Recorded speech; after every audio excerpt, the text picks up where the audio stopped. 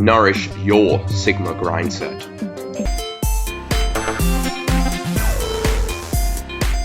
At the Pre-Engineer Society, we are on a mission to empower aspiring engineers and other related professions. We emphasize bringing valuable information to you from health and medicine to space and physics, because when you create value, you make a change, an impactful change that has 100% value.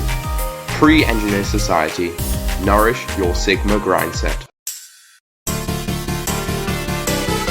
Without further ado, let us present the Pre-Engineers podcast. Welcome to the podcast where we bring you the hot new science topics in engineering, space, and medicine. Welcome to our third gaming podcast, and this week we are joined by Mishi, Leandre, and James. So, what do you guys like realism in your games? Well, I like a bit of realism in some of my games, but sometimes if it's a little bit too realistic, it could get boring. But I think a little bit of realism in every game is good. Okay, and the other people, what do you think of it? Like for example, in the game Minecraft, it's like not really realistic, but it's like it has an aspect of realism Okay. that makes the game a bit better. Like what, for instance? Like hunger, for example, it just makes it a bit more exciting, I guess. So And would you it like to makes see Minecraft just adding a water bar where you have to drink? Would you like that, or and you'd have to drink clean and just potable water? So it would be another challenge. Would you like that, or is that too much? yeah, I think that's good. For example, in the mod RL Craft, it makes it a lot more challenging, and I think it's a lot more fun than the normal game, especially when you get bored of normal vanilla Minecraft. Okay. Could you explain to me RL Craft to our people that don't know what it is? So basically, RL Craft is it's a Minecraft mod, and it adds it's the hardest Minecraft mod that you can add, and basically it adds a lot of different mobs, different monsters that you have to beat, and it adds dungeons. It adds a water bar, and it adds a temperature bar, I believe. Okay. Well, that seems like a pretty interesting. So, what platform and what is your favorite platform to play your video games on?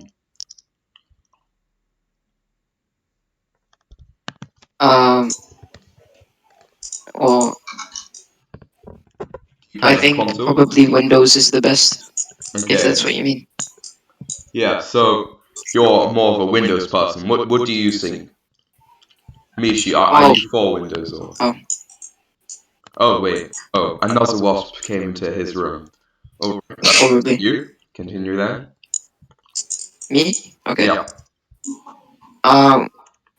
Well, personally, I used to use Mac. I used to use my mother's laptop, and I just couldn't play anything because it's all only for Windows. For example, and also Apple computers don't have the best of graphics, and you can't get the Apple operating system on it. Any other computer that you've made yourself. So you'd say that's the main drawback towards just playing on Windows, and right? It's just a lack of Yeah, it's because compatibility. the lack of games available. Yeah. Yeah. Okay. And since you guys have been talking about Windows and everything, right?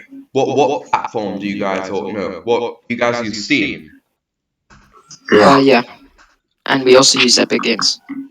Okay, Epic Games. And let me guess, the reason why you have Epic Games is to get those free games, right? Yeah. Yeah. We don't really actually buy many games on Epic Games. I mean, if you want to buy a game, you should just go to Steam and always offers. Because there's a larger variety. Because there's some games that Epic Games just doesn't offer. But yeah, I've got to say the Epic Games free games are pretty nasty. So it's Yeah, pretty and also nice. they have pretty big sales sometimes in holidays. Yeah, it And can so go up to like 80% on some games. yeah, Mhm. and it's really value. Okay. But yeah, All right. Well, what kind of game art do you guys like? Do you like pixeled or realistic, like realistic graphics, like in Black Ops, Cold War. Oh, I mean, personally, I like both. It depends on the game, really. Okay, what yeah, game do you think wouldn't it wouldn't have block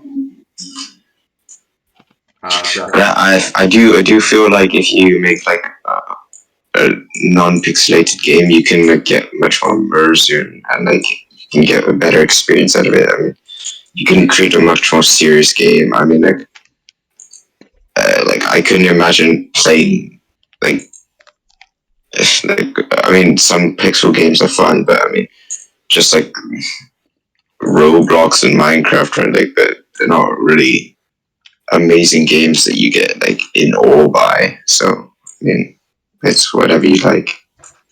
Okay, so it seems like you guys kind of it depends on what it depends, right? But you guys do in general though like realistic game art though. Oh yeah, Yeah, you can appreciate it much more. yeah. Okay, and what do you look for in a game? Okay, when I first look at a game, I mean, I look at the price, I look at whether or not it's multiplayer, and I look at whether or not, I mean, because like a few months ago, I really wanted to play some horror games with my friends, right? Because I just wanted to play that at the time. So I was looking for horror games, but then sometimes you're just feeling like you want to play some cool adventure games. It's just whatever you look for. And then you gotta look for the ratings and reviews to really see if it's good. And then whether or not it's your type. I mean, if it's like a PvP kind of game, but you're more of just like a chill guy who just wants to do missions, kind of calm with your friends without fighting, then it may not be your game. So you gotta check out for a lot of things actually. And you gotta know if that game may go maybe free on Epic Games or maybe it'll be on offer and you have to wait just a bit. So yeah, that's it. Yeah, Okay. I usually look at the games that are on sale, and then I look at the variety in the game and content, so I just don't get bored while playing it. Mhm. Yeah. Yeah, wait. I need to I'm going to pause this recording because I feel like the audio might have stopped capturing. So just gonna pause this. Okay, so after that brief just break, let's go back to one of our questions. So are you guys affected by cliche? Do you guys like cliche, like just predictable stuff, or do you want to be surprised? Um.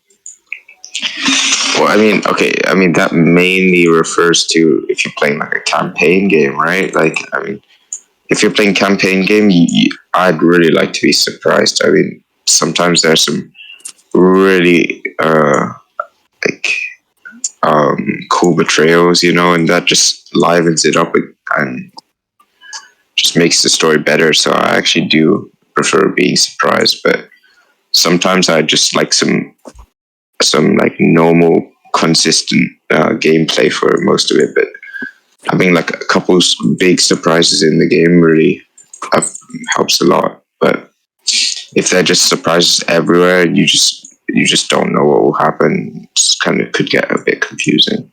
So yeah. Okay, so what I understand is for the campaign you don't you don't want cliche, but then for the actual game, like what CS:GO, you wouldn't want like an unpredictable game, otherwise you couldn't improve, right?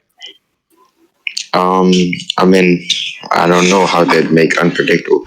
Yeah, like okay, yeah, if they made like out of nowhere, like a drop would just randomly drop in like on somebody for no reason, then that'd just make the game a bit stupid, right? Mm. But if there was a CS:GO campaign, I'd want it to be unpredictable and interesting. Not only like okay, fighting, more fighting, just fighting again. No friendships, no emotions, just fighting. Then it would be a bit boring. Yeah. Okay. So now this one's for Mishi because he hasn't talked yet. So do you like free to play or do you prefer to buy as you play the game? I prefer free to play, to be honest, because well, if you pay to win, well, that just gets really boring. If you look at like FIFA, like parts of FIFA, at least that's the ultimate team. People pay hundreds and thousands of like euros or dollars or pounds just to get the better players and have a massive advantage. It comes down to how much money you have, not the amount of skill you have. I also don't like to buy a game for money because the game is fun, but at the same time, you're just wasting your time on it. So Okay, so let's say it's not pay to win, like FIFA. Let's say it's you just buy the game and then you don't have that's to pay more. Do you like that or free to play? well, I prefer not to pay for any games, but if there's like a good game that's popular and all my friends play it and it's like not pay to win, then I'll buy it probably. But Okay. but also it can be too expensive. So I don't want to pay like €8 for a game, for example, but I'll pay like 5 or 10. Yeah. All right. Then so what do you what do you think developing a game is like? Is it easy or? Well, I think it's probably really hard because, well, you have to be very creative. Mhm. Well, how long do you think it takes to design a game or develop a game? Approximately. It kind of depends on the game. If you're developing Minecraft, then maybe not so long. But if you're developing Red Dead Redemption, then it's gonna be quite long. Okay, so have a guess. How long do you think Red Dead Redemption took to develop? Uh, Maybe like a year. A year? 7 years. 7 years? Okay. And yeah, James, what do you think? 7 years? 1 year?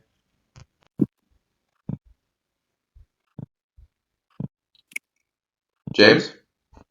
Okay. It seems like James is not answering. Well, actually, Mishi is right on point. Red There Dead we go. Redemption actually did began its development time with its recording sessions in 2013.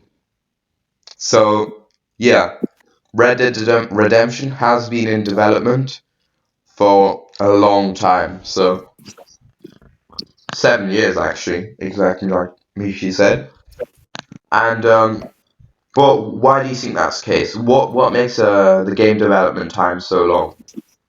It's just the amount of detail and the graphics you have to develop. For example, the creativity you need, as Leander said, you need to develop so many aspects, the different challenges, the different ways that the game can go, the game physics. Just lot of things go into it. Kind of like GTA, but like better graphics and all the like and in the past, I would say.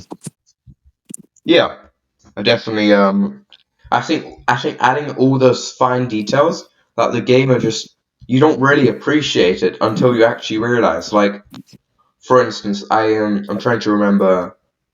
Yeah, just like all these different characters and their voices. You know, when they just begin talking to you, that was an actual person had to record that. They had to be invited onto the Rockstar recording session.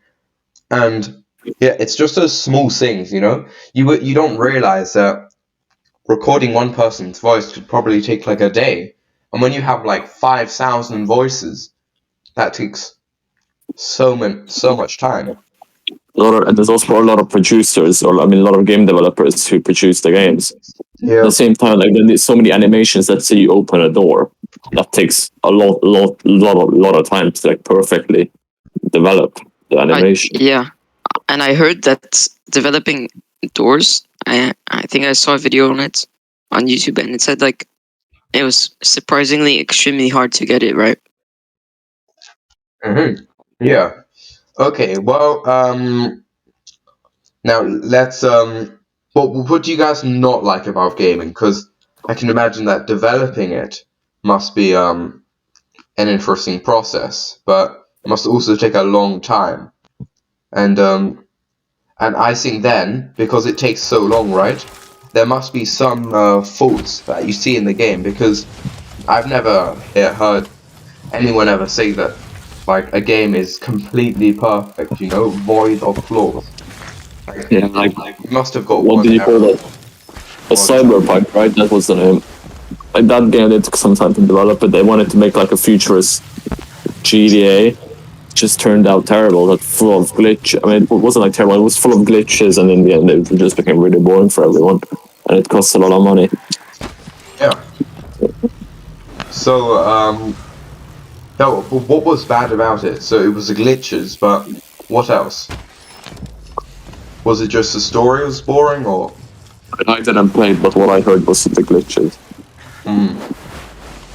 Well, actually, I actually played it, and it was mostly actually the story I found. Maybe I'm just not part of the cyberpunk universe, but I found the story to be pretty boring as well.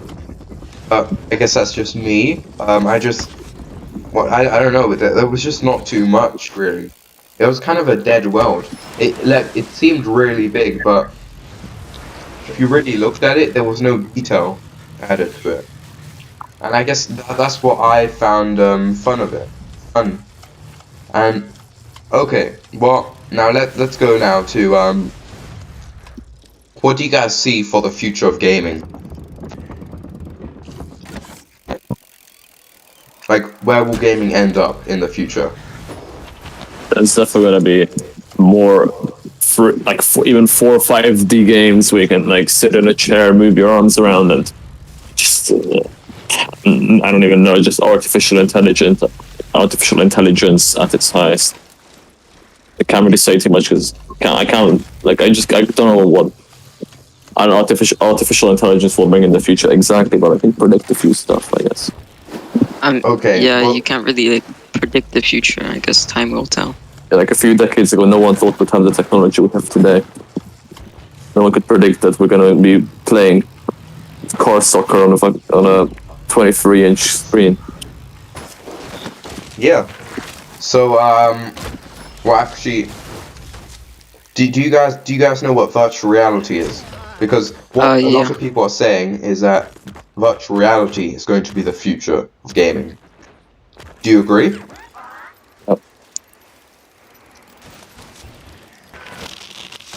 Are you guys okay with this? Like, have you guys ever played virtual reality? Because Yeah, a little bit. I played it at your house, right? A bit, not too much, but that was fun because you put on a virtual reality headset, and you can just move your hands, your legs, your body around, and your character moves with you basically. Leander, have you ever played a virtual reality before? Yeah. I used to go to my friend Philip's house and play Beat Saber a lot. And what did you think of it? Do you think virtual reality is the future, or will there have to be lots of progress to be made? Well,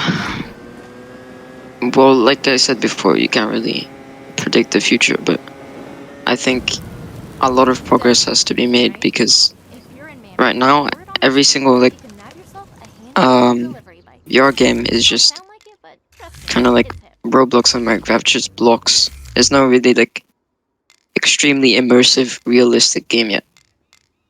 Well, actually, I feel you mustn't have played a Half-Life, Alex, right? Or have you? Because that's actually that's a story-driven game, and It's designed by Valve, so the people that met the creators of Steam. Yeah, I've heard of it, but I haven't played it. Okay. Well, I've played a bit of it, and well, it was quite interesting. I actually haven't played VR in about a year, so my headset is probably a bit dusty at the moment. But yeah. So anyway, I think this is a good point to end off our podcast. So yeah, if you guys have any questions or comments, contact me then at weller.t.we, and well, I look forward to